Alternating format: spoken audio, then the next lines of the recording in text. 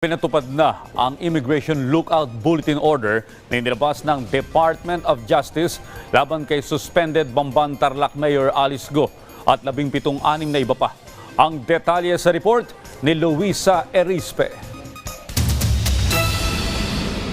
Matapos masampahan ng reklamo na qualified human trafficking sa Department of Justice noong isang linggo, bantay sarado na ng pamahalaan ang mga biyahe ni Bamban Mayor Alice Guo, dating Technology and Resource Center Director General Dennis Cunanan at 16 na iba pa. Ito ay dahil naglabas na ng Immigration Lookout Bulletin Order ang Department of Justice laban sa kanila.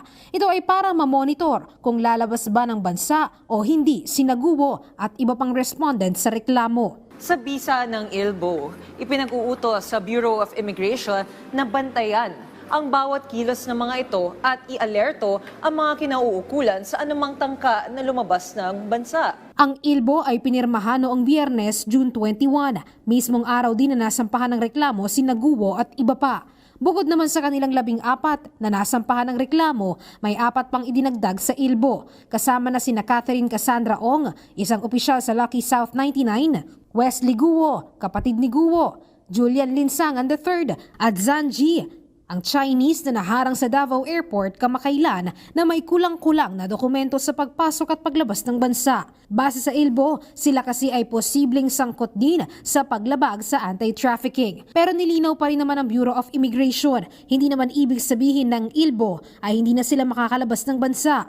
Mabusisi lang nasisilipin ang mga dokumento ng mga ito at bibigyang abiso din ang DOJ at iba pang mga otoridad sa kanilang biyahe. Kung makita po na walang whole departure order, walang warrant of arrest or anything, at makita po na walang other immigration violation doon sa tao, then maaari pong makaalis yung individual because this is kumbaga an order for prudent checking but not a whole departure order or a warrant of arrest. Pero sabi nga ng Department of Justice, hindi naman sila titigil sa basta ILBO lang dahil ang susunod nilang hakbang, humiling ng Precautionary Hold Departure Order o PHDO para masigurong hindi makakatakas sina Guo at iba pa mula sa ginagawang investigasyon. Hihiling na rin ngayong linggo ang kagawaran ng Preliminary Hold Departure Order o PHDO mula sa korte. Ang hold departure order kasi, ang nag-i-issue nito ay ang korte.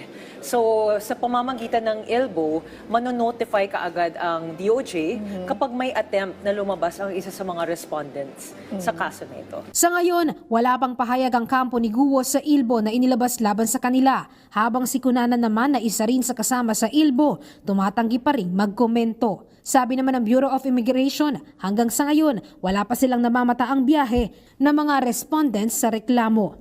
Luisa Erispe para sa Pambansang TV sa Bagong Pilipinas.